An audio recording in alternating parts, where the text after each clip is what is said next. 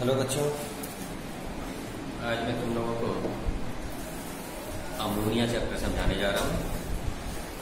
Ammonia में हम लोगों को पढ़ना है अमोनिया का प्रिपरेशन, अमोनिया की प्रॉपर्टीज और अमोनिया का रिएक्शंस कुछ एसिड्स के साथ और कुछ नॉर्मल मेटल्स के साथ।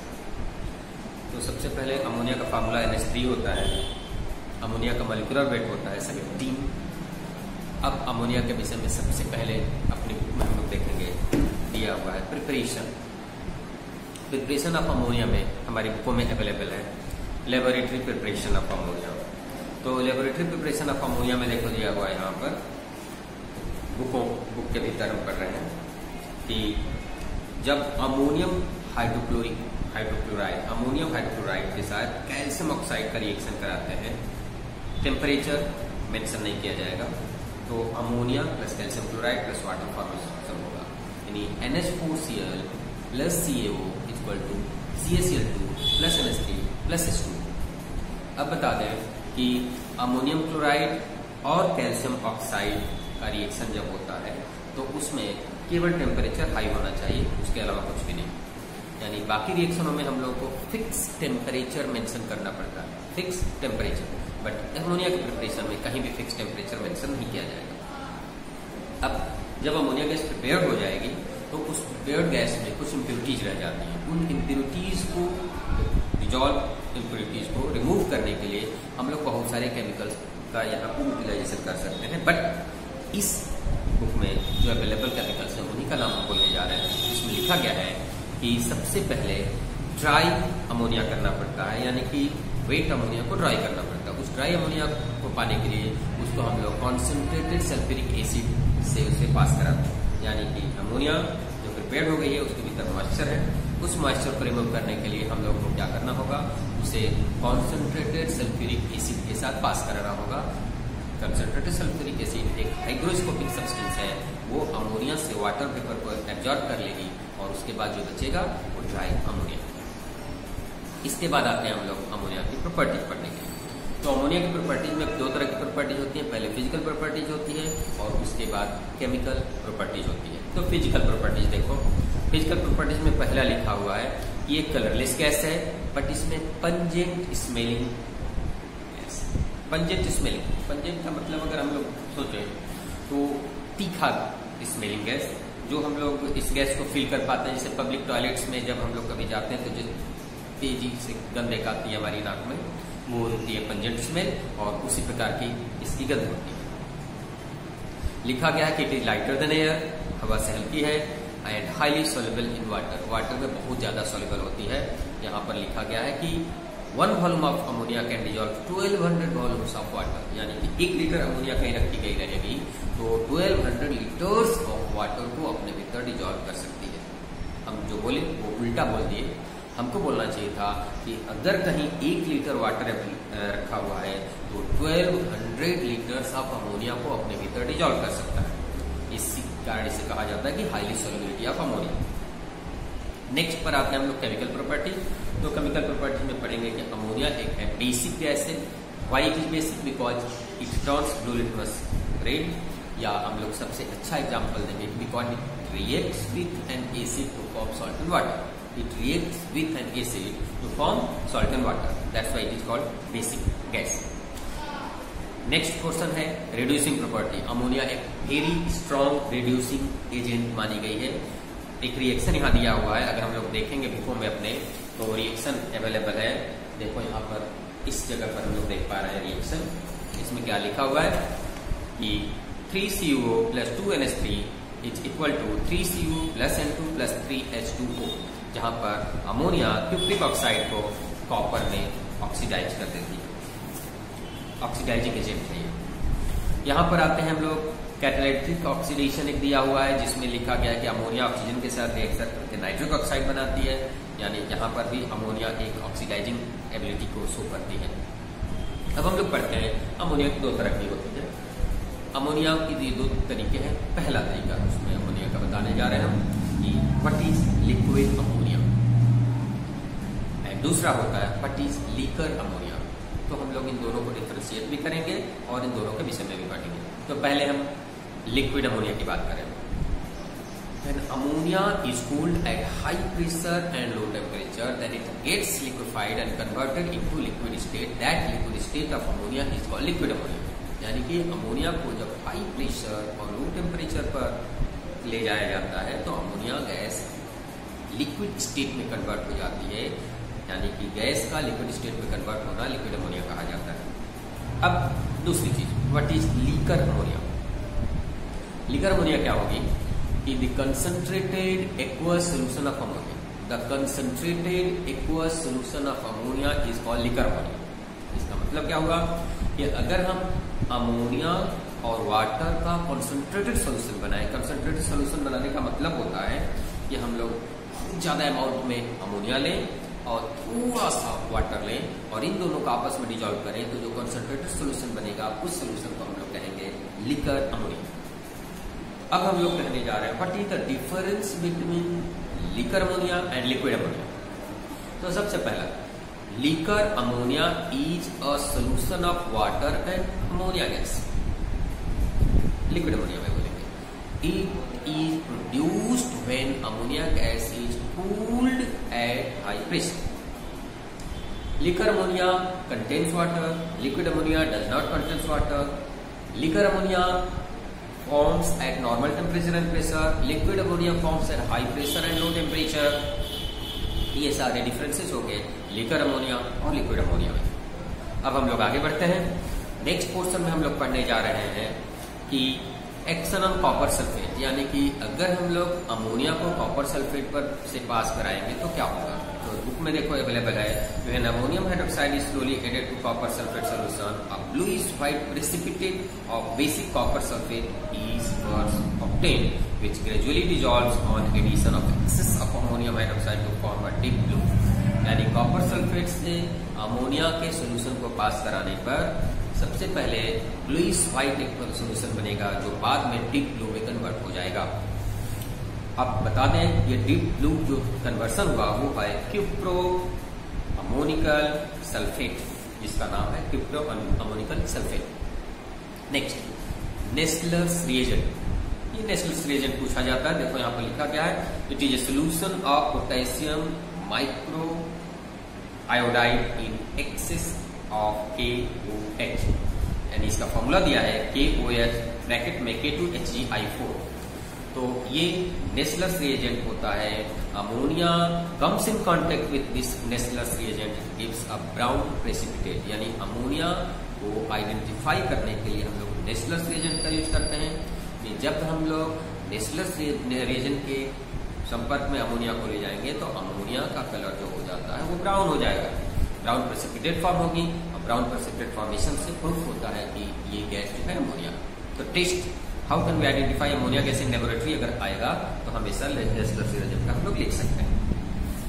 नेक्स्ट क्वेश्चन दिया हुआ है कि what is the immediate health effects of ammonia exposure. अब हम बताने जा रहे हैं यहाँ पर कि अगर अमोनिया गैस रिलीज हो जाती है एटमॉस्फेयर में या हमारे सराउंडिंग में तो हमें क्या हेल्थ हजार्ड्स फेस करने पड़ सकते हैं। तो पहला, अगर अमोनिया हमारे सराउंडिंग में रिलीज होगी तो वो हमारे आईज पर अटैक करेगी, हमारे फेसेस पर अटैक करेगी, साथ ही साथ हमारे बॉडी की स्किन पर भी अटैक करेगी। अब आते हैं, हमारी आईज बर्निंग सेंसेशन प्रोड्यूस करेगी, फेस में बर्निंग सेंसेशन प्रोड्यूस होगा, रेड हॉट आई हो जाएगी। अब how can we protect ourself from this precaution from this exposure. तो अब बता देंगे एक्सपोजर से कैसे अपने आप को बचाएंगे। पहला, if there is a leakage of ammonia around us, at first we wash our faces and eyes with cold water, यानी हम लोग ठंडे पानी से अपने फेसेस और आईज को बार बार धोएंगे, because we know that ammonia is highly soluble in water, hence it must gets dissolved into that cold water and we are protected from the injury caused by ammonia gas. दूसरी चीज, protection अपने body को कर दिए, क्या दूसरा काम करेंगे, we should prevent the leakage, further leakage of ammonia gas. For this we should search the source of leakage and dip that source into the water. further leakage cannot escape out into the atmosphere because ammonia is highly soluble in water. If we put the source into water, all the leakage ammonia always mixes with water and form a concentrated solution, and it will not come into the atmosphere, and thus we can protect ourselves from the further leakage. यानी हम लोग जाने कि ammonia का अगर leak हो जाता है हमारे आसपास, तो सबसे पहले हम लोग को क्या करना चाहिए, अपने फेस और आईज को कोल्ड वाटर से धो लेना चाहिए और गीला रखना चाहिए हमेशा, ताकि अमोनिया अगर हमारे कॉन्टेक्ट में आए तो वो तुरंत डिजॉल्व होकर के गिर जाए और हमारे आईज और फेस पर बैड इफेक्ट प्रोड्यूस न करे। दूसरा, जहाँ सोर्स हो रहा है उस सोर्स को खोजना चाहिए और उस सोर्स को पानी में डुबा देना चाहिए कि फर्दर लीकेज इससे जो होगी वो वाटर में डिजॉल्व होती रहेगी और हमारे एटमॉस्फेयर में वो फिर से नहीं आ पाएगी। नेक्स्ट स्टेज में हम लोग आ गए कि इंडस्ट्रियल यूजेज ऑफ अमोनिया। तो देखो इंडस्ट्रियल यूजेज ऑफ अमोनिया में यहाँ लिखा हुआ है, हम पढ़ के सुना रहे हैं इसमें कि नंबर 1 लिखा है कि ammonia itself is used as a fertiliser. हम लोग को पता होगा कि fertilisers are used to enhance the fertility of soil. तो अमोनिया का हम लोग यूज फर्टिलाइजर इसलिए करते हैं कि अमोनियम जो फर्टिलाइजर्स होते हैं वो सॉइल की फर्टिलिटी को इनहेंस करते हैं, जिसके कारण क्रॉप्स का प्रोडक्शन बढ़ जाता है। In many alkaline cleansers such as window and floor cleaners के रूप में भी हम अमोनिया का यूज करते हैं, यानी कि घरों में शीशे को साफ करने के लिए, विंडोज को साफ करने के लिए जो सोल्यूशंस मिलते हैं उसमें अमोनिया का यूज किया जाता है।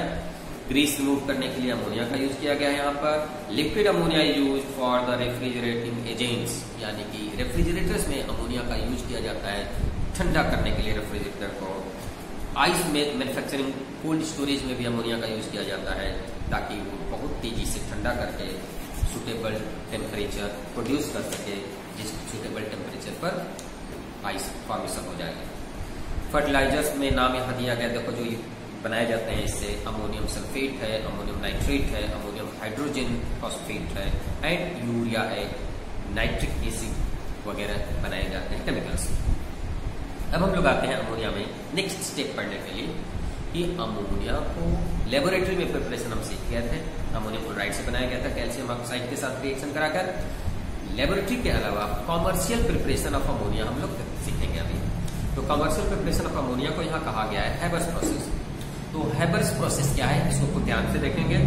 हैबर्स प्रोसेस में अमोनिया को प्रिपेयर करने के लिए सबसे पहले हम लोग को नाइट्रोजन और हाइड्रोजन गैसों को 1:3 के रेशियो में लेते हैं। इस तरह से 1:3 के रेशियो में नाइट्रोजन एंड हाइड्रोजन गैसेस को यूज किया जाता है। रिएक्शन देखो लिखा हुआ है N2 + 3H2 = 2NH3।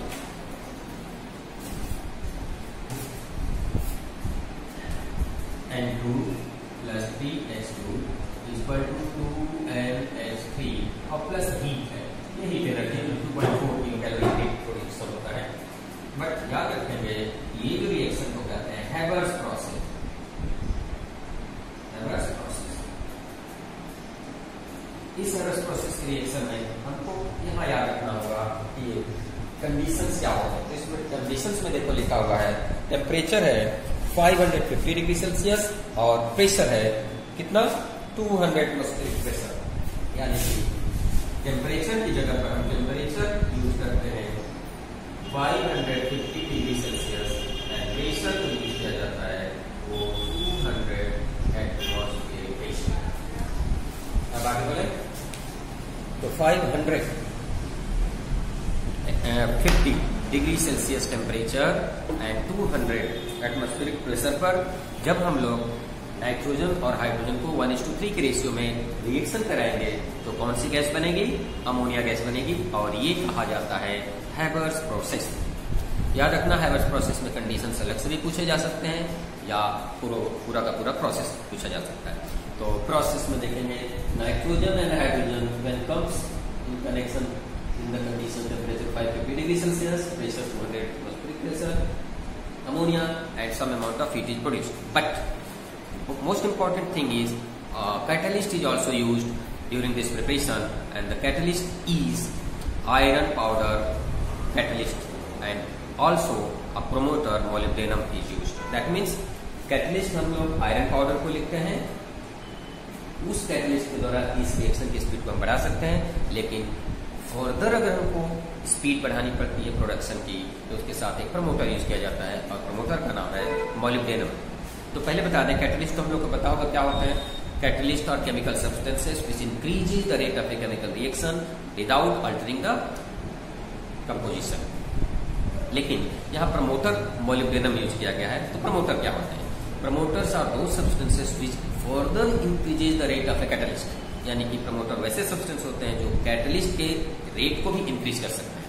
इसीलिए यहाँ पर हम पाउडर्ड आयरन को कैटलिस्ट के रूप में यूज करेंगे और साथ ही मोलिब्डेनम को प्रमोटर के रूप में यूज करेंगे, ताकि greater amount of ammonia gas can be obtained easily. अब आते हैं हम लोग यूरिया। अब यूरिया के विषय में जान लेंगे। यूरिया में देखो हम लोग पढ़ेंगे केवल preparation and uses of urea. हमारे कोर्स में इतना ही रखा गया, वैसे यूरिया हम लोग बाद में भी पढ़ेंगे। तो देखो यहाँ पर लिखा गया है कि when liquid ammonia is allowed to react with liquid carbon dioxide at 200 degree Celsius under 150 atmospheric pressure in presence of traces of moisture in the autoclave, urea is obtained. यानी कि यहाँ पर दो कंडीशन दिया गया है कि अगर लिक्विड अमोनिया और लिक्विड कार्बन डाइऑक्साइड को 200 डिग्री सेल्सियस टेम्परेचर पर और 150 एटमॉस्फेरिक प्रेशर पर आपस में रिएक्शन कराएंगे, मॉइस्चर प्रेजेंट होना जरूरी है ऑटोक्लेव में। ऑटोक्लेव एक रिएक्शन मीडियम होता है जिसके द्वारा हम लोग पाएंगे यूरिया। अब देखो यूरिया का रिएक्शन दिया 2NH3 + CO2 = NH2CO NH2।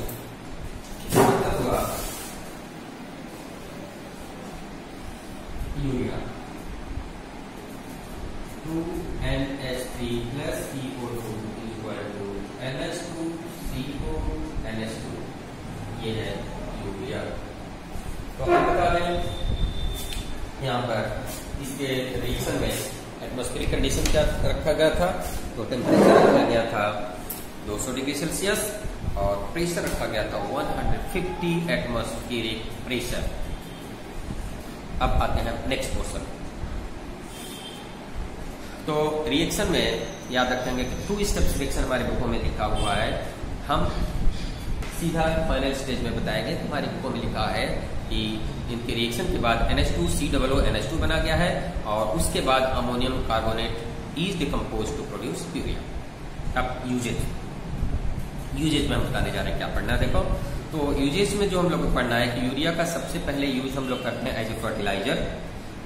Most common fertiliser which is use to enhance the growth of crops is urea, जो कि यूरिया से बनाई जाती है।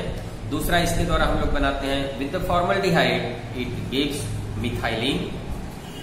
दूसरा दिया हुआ इसमें इसका यूज करने के लिए urea formaldehyde resin is use as adhesive. Urea formaldehyde resin का यूज किया जाता है एडेसिव के रूप में। एंड थर्ड और मोस्ट इंपॉर्टेंट यूज इसमें दिया हुआ कि urea is used for preparing barbituric acids and derivatives which are used for the hypnotics, sedatives, anticonvulsant and anaesthetics. यानी यूरिया का यूज किया जाता है बेहोश करने वाली दवाओं को बनाने के लिए, पेन किलरों के रूप में यूज किया जा सकता है। और याद रखना कि इसमें दिया बुक में नहीं है, बट यूरिया का एक और यूज होता है काला जर की मेडिसिन बनाने के लिए। हम लोग यूरिया भी कंप्लीट कर लिए। तो ये था हम लोग का अमोनिया एंड यूरिया।